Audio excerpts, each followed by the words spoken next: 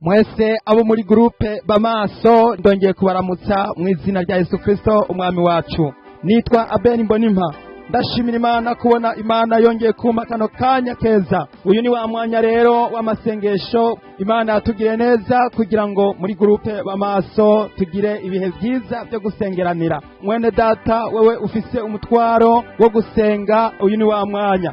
Wewe wateguye imitwaro itandukanye kugira ngo uyizane ku gicaniro, uyu ni wa mwanya. Nizera yuko abafise imitwaro itandukanye mwayanditse mukayishira no ku rupapuro kugira ngo muyishire imbere z'Imana, maze uje ahantu wiherereye hanyuma dusenga Imana. Muri uku gusenga tugira ngo twifashishe amajambo Imana yabwiye uwavugishwa n'Imana Ezekiyeli mu gihimba ca 22 umurongo n'uwa 30. Haravuga ngo, kandi narondeye umuntu muri bo yosana uruzitiro agahagarara imbere yanje mu kirengero ahagarariye igihugu ngo noye kugihonya, ariko nta numwe nabonye. Mwene data, Uhoraho yarondeye umuntu, yamaze igihe kinini agenda azunguruka, arabura numwe. Imana irabura numwe yoza guhagarara kugira ngo aze kuvugira igihugu, ngo aze kuvugira abantu, kuko hagomba gutera ibitero. Nuko rero hagomba kugira uhagarara kugira ngo hagarare mu kirengero. Imana yarahize irabura, ariko noneho hari ijambo rije kukuremesha. Muri aya masengesho turaje kuremeshwa n'ijambo ryagaragaye, kuko Uhoraho yakoresheje ukuboko kwiwe kw'iburyo, maze araza arironderera abo gukora uwo murimo. Abo bantu nabo tubabona mu butumwa bwiza bwa Matayo igihimba c'10 ku murongo wa mbere, aho Yesu yatuma abigishwa biwe 12 kwigisha. Haravuga ngo ahamagara abigishwa biwe 12, abaha ububasha ku mpwemu zihumanye n'ubwo kuzisenda no gukiza indwara zose n'ubumuga bwose. Haleluya! Umwami Yesu Kristo amaze kuza, aca atangura gutoranya intumwa 12, aziha ububasha bwo gusenda abadayimoni n'ubwo gukiza indwara.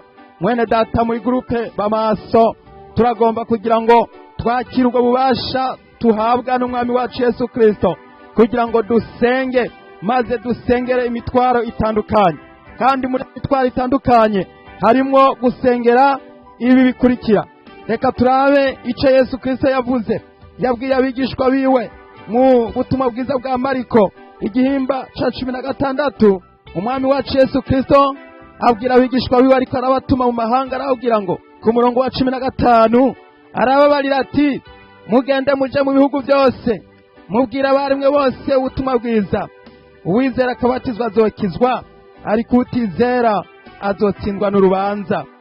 Kandi ibimenyetso bizokwama biboneka ku bizera nibi: bazosenda abadayimoni mu izina ryanje, bazovuga indimi nsha, bazofata inzoka, nibanywa ikintu cica ntaco kizobagira na gatoya, bazorambika ibiganza ku barwaye bakire. Mwene data, ngiyo misio canke igikorwa twahawe muri groupe bamaso no gusengeranira, muri groupe bamaso no gukiza abarwayi, muri groupe bamaso no kwakirana imitwaro yose mufise. Turagomba kugira ngo tuyizane imbere z'Imana. Muri kano kanya rero ni wa mwanya mwiza twasezeraniwe, twahawe wo kugira ngo dusenge. Nuko rero witegure, tugiye gusenga Imana. Imana yacu tugirire neza. Data wa twese, uri nyabushobozi, mwami w'abami, ndagushimiye ndagukengurukiye wero byagiye mu ijuru, mu izina ry'uwatwitangiye Yesu Kristo umwami wacu. Mwami, twongeye kuza imbere zawe, turabahungu n'abakobwa. Mwami w'icubahiro, tubamba kugira ngo dufashwe nawe, dutabagwe nawe, abariho utugirira neza. Mwami, nsavye amaraso yawe Yesu Kristo kugira ngo yongere kutuhagira, maze atweze, maze dutunganywe, maze tuvugutigwe, maze duhinduke, tubicaremo gisha. Mw'izina rya Yesu Kristo atwitangiye ku musaraba, niwongere kweza uyu mwigeme, niwongere kweza uyu mugabo, niwongere koza uyu mushinga naye n'umukenyezi, wongere kubagirira neza. Mw'izina rya Yesu ubahumanure. Mwami, hari abantu benshi bafise imitwaro bakeneye kwezwa, ndasavye kugira ngo imbere yawe byose ubeze watunganye. Mw'izina rya Yesu ubagirire neza, wongere kubasiga amavuta, wongere kuba ubushobozi bwa mpwemu yera, kugira ngo Mwami ijambo ryawe rigira ububasha n'ubushobozi data ndasengeye gurupe b'amaso, ndasengeye mwami w'icubahiro buri muntu wese yinjiye muri gurupe b'amaso mwami, ndetse n'umuryango wiwe, ndasengeye abana biwe, ndasengeye umugabo n'umugore, ndasengeye abatama n'abatamakazi, wongere kubagirira neza, wongere kubaha inkomezi, wongere kubaha ubushobozi mu izina rya Yesu Kristo, maze ubambike ububasha nk'ubwo wambitse abigishwa mwami bwa bushobozi bwo gusenda abadayimoni, bwo gukiza indwara, bwo kuzura abapfuye, bwo guhumura impumyi mu izina rya Yesu Kristo. Ndasabye ubushobozi wongere gushika mu bakozi bawe no mu basavyi bawe. Urakoze mwami data, ndasabye kugira ngo impwemu zihumanye zongere gusohoka mu izina rya Yesu. Uyu mwana yagwaye impwemu zihumanye, uyu mwana yafashwe n'abadayimoni, ndamusengeye akire mu izina rya Yesu. Abadayimoni bahunge, abadayimoni basohoke, abadayimoni batuntumuke mu izina rya Yesu. Ndirukanye inyuka mibi, ndirukanye impwemu mbi mu izina rya Yesu. Impwemu zifata mu mutwe, impwemu zifata mu ngingo, impwemu zifata mu vyumviro, impwemu zihindagura umuntu ugasanga yihindagura, agenda mwami agira ibibazo n'ingorane, akabagoyigoyi, akabura amagara, akabura ubuzima. Ndasabye ngo mugirire neza, wongere kumugendera mu izina rya Yesu Kristo wa Nazareti. Uruwera uragororotse mwami, ndasenga ingwara zose, ndasenga ingwara zidakira, ndasenga ingwara zananiye abaganga zongere gukira, zisendwe mu izina rya Yesu. Abadayimoni bateza ingwara bahunge mu izina rya Yesu. Ndirukanye abadayimoni b'ubumuga, ndirukanye abadayimoni b'ubugumba mu izina rya Yesu. Ndirukanye abadayimoni bateza mwami intege nke z'umubiri n'iz'umutima mu izina rya Yesu. Ndirukanye ingwara z'uburyo bwose, ingwara ziva ikuzimu, ingwara ziva ku bamurwanizi mwami w'ici Yesu, ndazirukanye mu izina rya Yesu. Ndirukanye abadayimoni baturuka mwami Yesu Kristo mu by'isi, baturuka mu karonda, abandi bagaturuka muri kamere, abo bose ndabirukanye mu izina rya Yesu. Ndirukanye abadayimoni baturuka mu barozi mu izina rya Yesu, batogera ububasha. Uruwera kandi uragororotse mwami, ndahagaritse ubumuga kugira ngo butsindwe mu izina rya Yesu. Umuntu wese yamuga yongere kumuguruka mu izina rya Yesu Kristo wa Nazareti, maze ibitangaza bikoreke uwera wo mu ijuru mwami Mana data wa twese imbabazi nyinshi. Abagwaye amatwi bakire mu izina rya Yesu, abagwaye amaso bakire mu izina rya Yesu, abagwaye mu bibangabanga no mu misaya bakire mu izina rya Yesu, abagwaye mu mihogo wongere kubakiza mu izina rya Yesu Kristo. Wongere kugendagendera abagwaye igituntu, abagwaye asima, abagwaye ingwara zitandukanye wongere kubakiza mwami w'icubahiro, wongere kubavura kuko uri umuganga, wongere gutabara mwami w'icubahiro. Udehe guhagarara mu kirengero mwami, udehe guhagarara muri uyu mwanya, tuvugire ubwoko bwacu, tuvugira abera, tuvugira abasavyi bawe mwami. Ndasavye abasavyi bawe bahe kwizera, kuko wagiye ukwizera kungana n'akabuto ka sinapi.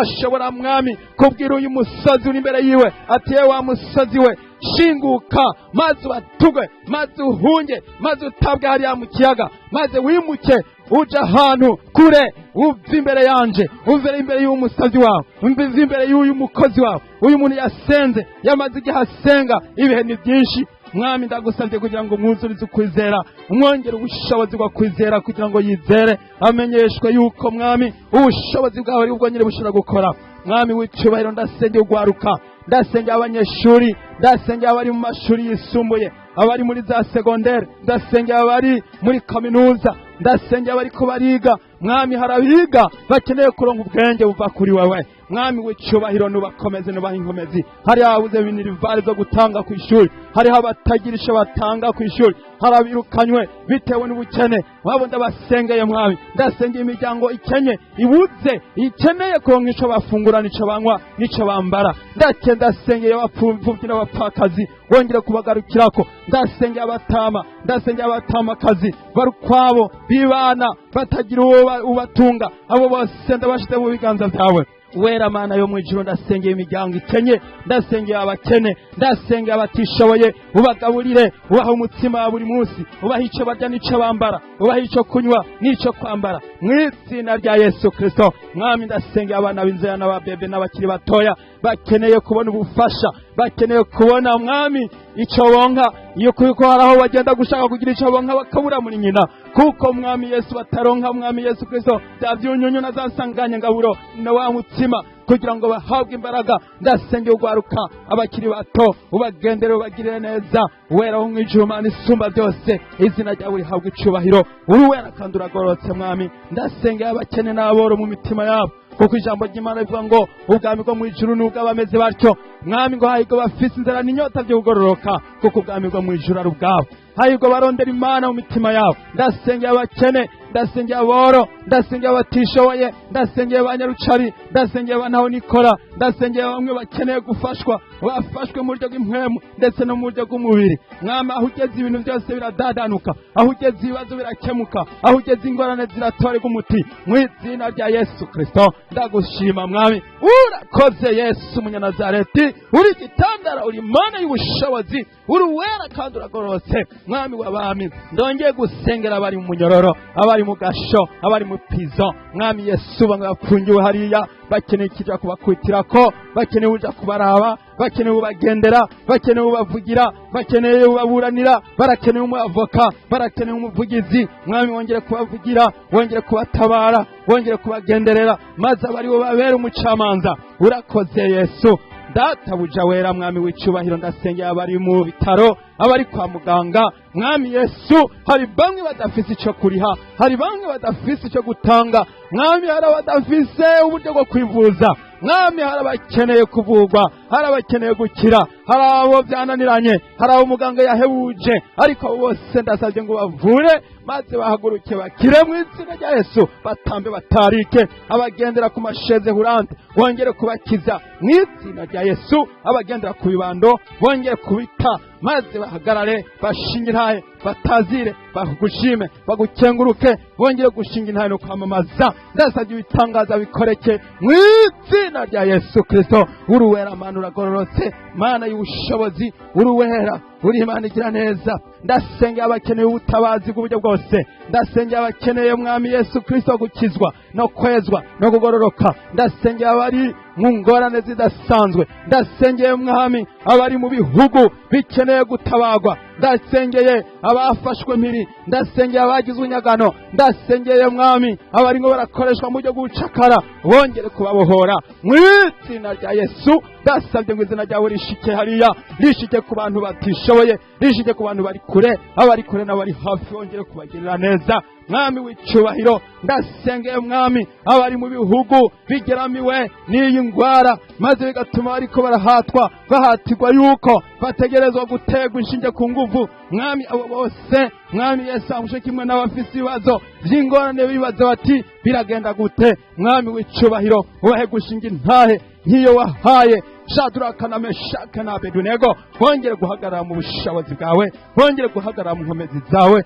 Urakoze nyakubahwa Mwami w'icubahiro, ni wowe wera, uragororotse Mana. Ndasengeye abagwaye intandara, ndasengeye abagwaye ubumuga bw'ingwara zo mu mutwe, ndasengeye Mwami abo bose byananiranye, abo bose wongere kubabera umuganga, ubabera umuvuzi, ubabera igihome cyo kubakingira, ubavugire, ubagwanirire mu izina rya Yesu. Uri wera kandi uragororotse gitandara. Ndagushima, ndagutazira, wera nuhabwe icubahiro. O Data, ndagushima kuri uyu mwene Data yahawe kwizera, umwongere kwizera. Abafite kwizera bose bashikame, bizere, bongere gutazira. Abarimo barakira wongere gushima, bongere gukenguruka. Abashinga intahe bongere gushinga intahe, abakize bongere gutazira. Mwami Yesu Kristo, nkuko wakijije b'abanyamibembe 10, Mwami turabona ngo umwe niwe yahagurutse, niwe yagarutse gushinga intahe. Ariko ndasaba Mwami ngo abarimo barakira bose bace batangura gushinga intahe, bace batangura kwatura ko Yesu akiza. Mwami w'icubahiro, ngubonye Yesu amaze gukiza, ngo ntiwigungane ibyagukoreye, ariko babwire, ubwira abandi ko Yesu akiza.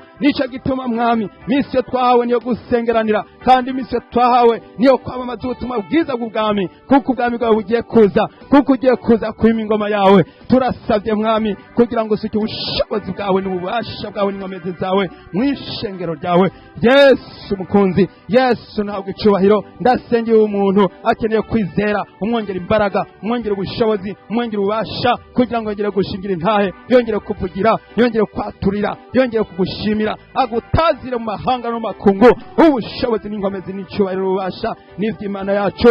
Ubutunzi n'uburi ku Mana, Imana yacu igabira uwigomba wese.